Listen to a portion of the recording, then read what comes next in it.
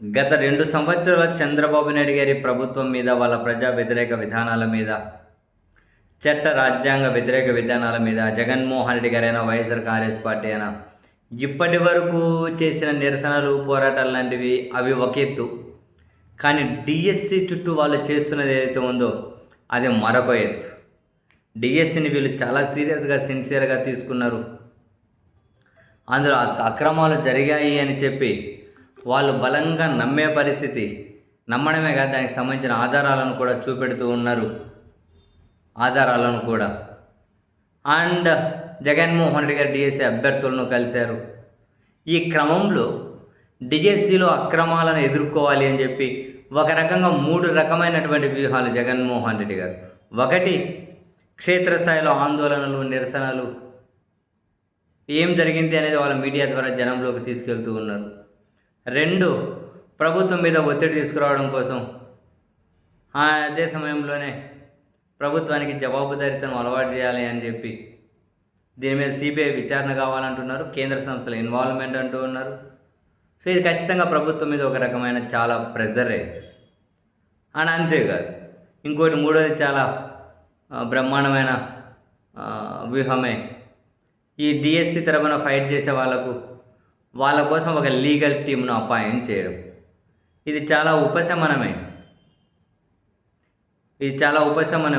మొత్తం లీగల్ ఖర్చులు వైసీపీని భరించడం కోసం ఒక లీగల్ టీంని ఏర్పాటు చేశారు, వైసీపీలో ఉన్న కొందరు కీలక లాయర్లతో కలిపి. ఒకవైపు ఇట్లా రోడ్డు మీద ఫైటు, రెండో వైపు అటు న్యాయస్థానాల్లో ఫైట్కి సిద్ధపడ్డారు. 3, అటు సిబిఐ విచారణ కావాలని కోరుతూ, మేము అధికారంలోకి వచ్చిన తర్వాత ఇప్పుడు నష్టపోయిన అభ్యర్థులకి మళ్ళీ న్యాయం చేస్తాము.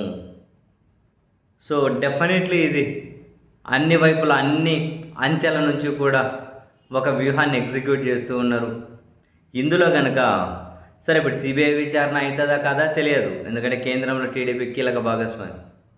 పోనీ రాష్ట్రంలో నిరసనలు, పోరాటాల ద్వారా ఏమైనా ప్రయోజనం అంటే తెలియదు. బట్ ప్రభుత్వం మీద ప్రెజరు, ఒక విపక్ష పార్టీగా వాళ్ళ బాధ్యతలు నిర్వర్తించినట్లే కదా. అంటే జనాల్లో చర్చకు ఉంచారు, చాలా ఆధారాలను జనాల మధ్యకి తీసుకొచ్చారు. ఇవన్నీ వాళ్ళు చేయగలిగినవే. సరే మేము అధికారంలోకి వస్తే మీకు మళ్ళీ న్యాయం చేస్తామన్నది డెఫినెట్గా ఒక రాజకీయ పార్టీ అన్న తర్వాత ఇంకా తప్పదు, చెప్తారు. సరే అధికారంలోకి వచ్చిన తర్వాత న్యాయం చేయిస్తున్నా కూడా చేయొచ్చు.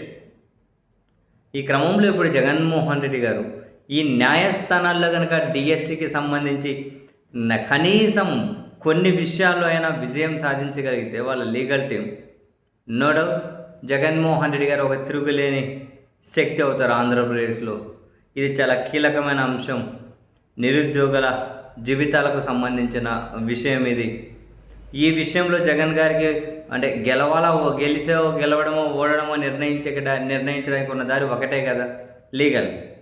సో మరో రూపంలో సిబిఐ విచారణ సాధ్యం కాదు, ఎందుకంటే కేంద్రంలో వాళ్ళే కీలకం, ప్రభుత్వం వెనకడుగు వేయదు, ఇటువంటివి జరగవు.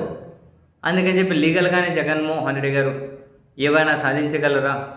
అదే జరిగితే మాత్రం ముమ్మాటికి నో డౌట్ డెఫినెట్లీ జగన్ గారు ఇప్పటికే చాలా బలంగా కనిపిస్తూ ఉన్నారు 24 అధికారంలో పోయినా కూడా.